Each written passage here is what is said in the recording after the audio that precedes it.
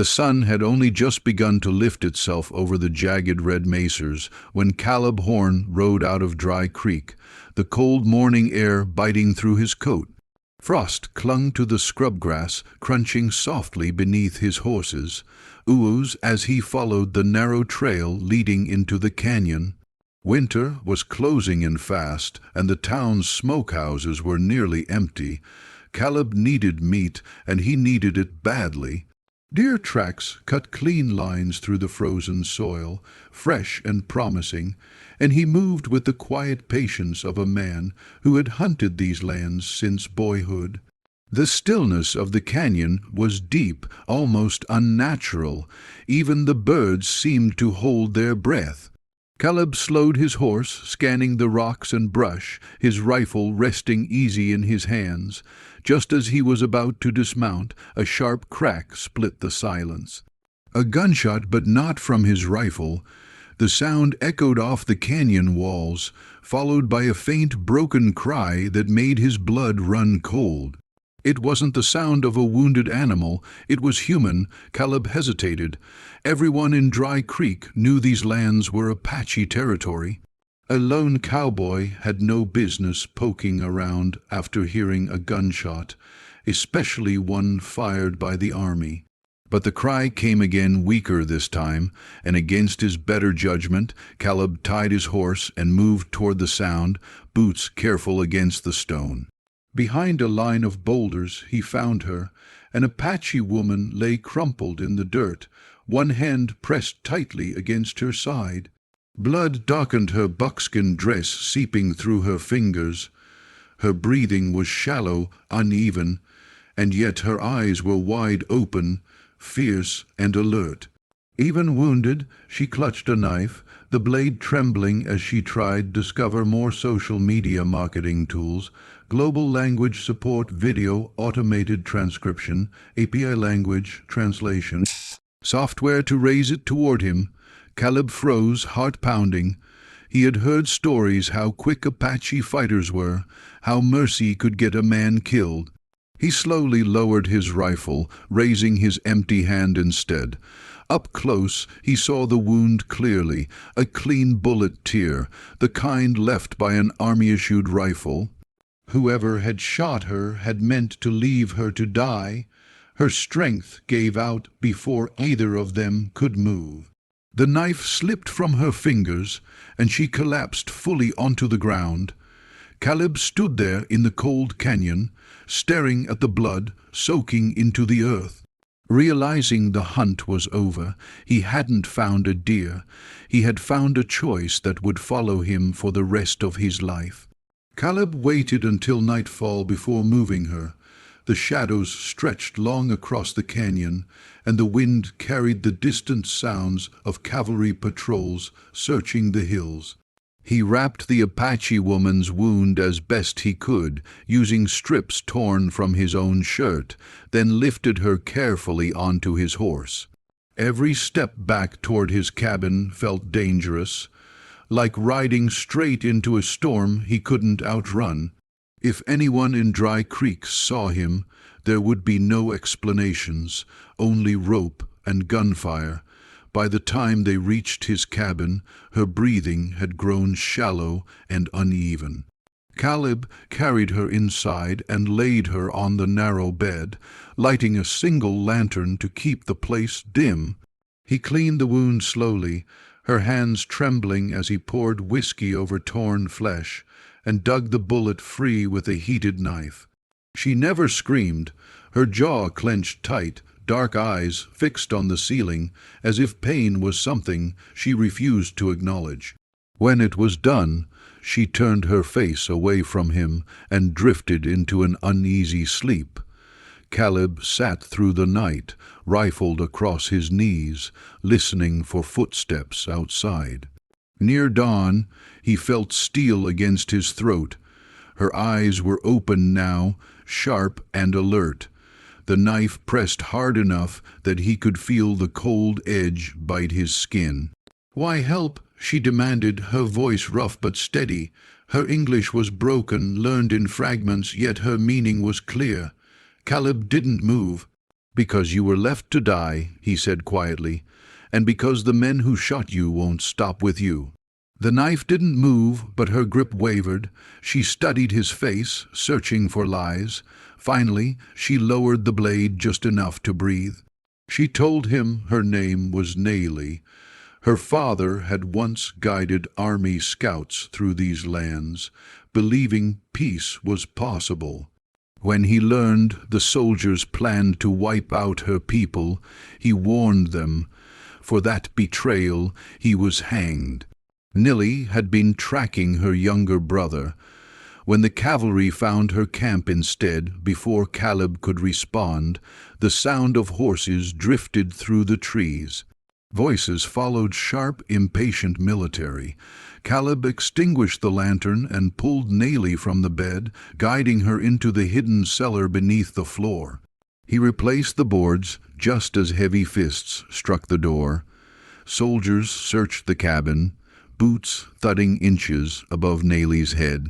One of them spoke of an Apache woman shot near the canyon, left for dead. Caleb kept his voice calm, his hands steady, knowing that one wrong word would seal both their fates. When the soldiers finally rode away, the cabin fell silent again. But Caleb understood something had changed forever. Saving her had made him an enemy of the very law he once trusted. Naelli healed faster than Caleb expected. Within days, she was moving around the cabin, quiet as a shadow, her wounded side bound tightly with clean cloth. She spoke little, but her eyes missed nothing. She watched the tree and the sky, the way smoke rose from the chimney, always alert, always listening. Caleb could feel the weight of her presence, not as a burden, but as a reminder that danger was no longer something that stayed outside his door. The danger came at night.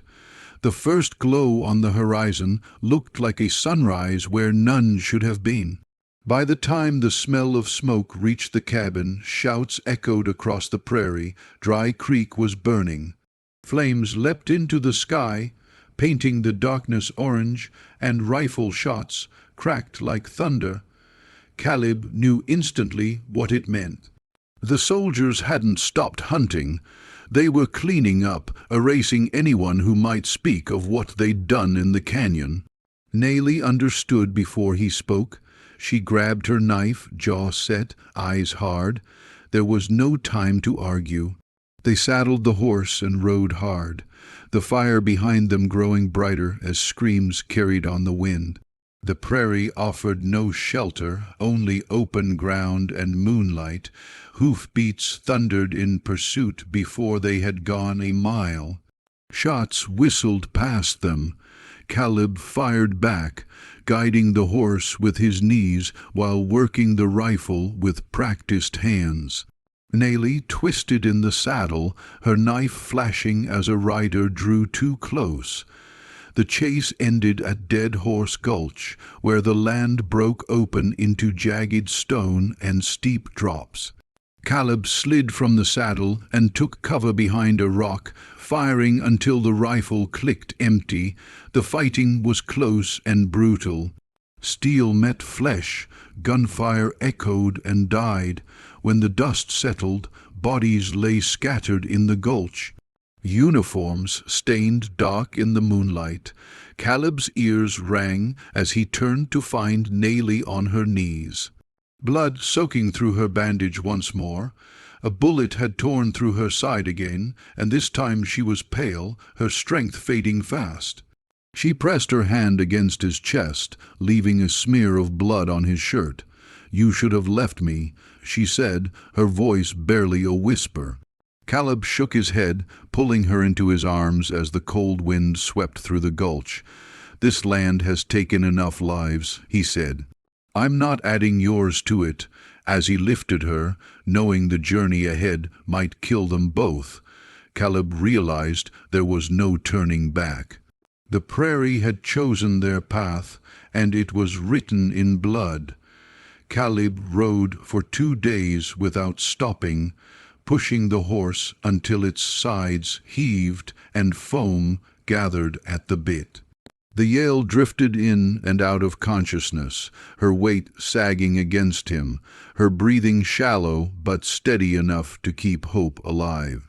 He followed the old trails only a few men knew, paths etched into the land long before Dry Creek ever existed.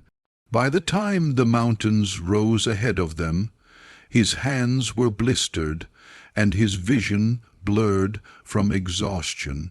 They reached Apache territory at dawn. The rocks seemed to move as figures emerged from the shadows. Rifles leveled, faces hard and unreadable. Caleb eased off the horse slowly and raised his hands. Death felt close enough to touch. Naelli stirred, lifting her head just enough to see her people. She spoke in her language, her voice weak but fierce, telling them of the ambush, the burning of Dry Creek, and the man who had carried her when her own strength failed. The warriors listened in silence. One of them stepped forward, older than the rest, his hair streaked with gray, his gaze heavy with years of loss. He studied Caleb for a long moment, then ordered Naelli taken to the healers. As they carried her away, Caleb felt the emptiness of the last days crash down on him. He had no weapon, no home, and no certainty he would see another sunrise. The elder returned as the sun climbed higher. He spoke slowly, his English careful but clear. He said the land remembered everything, the blood spilled, the lies told, the lives spared. Caleb had come hunting for meat and brought back a wounded soul instead. That choice, the elder said, mattered. Caleb was not welcomed as one of them, but neither was he condemned. He was allowed to stay, to work, to learn the land as it truly was, rather than as maps claimed it to be. Days passed, then weeks, now survived. When she walked again, she stood beside Caleb at the edge of the camp, watching the horizon where smoke no longer rose. The Wild West did not change overnight.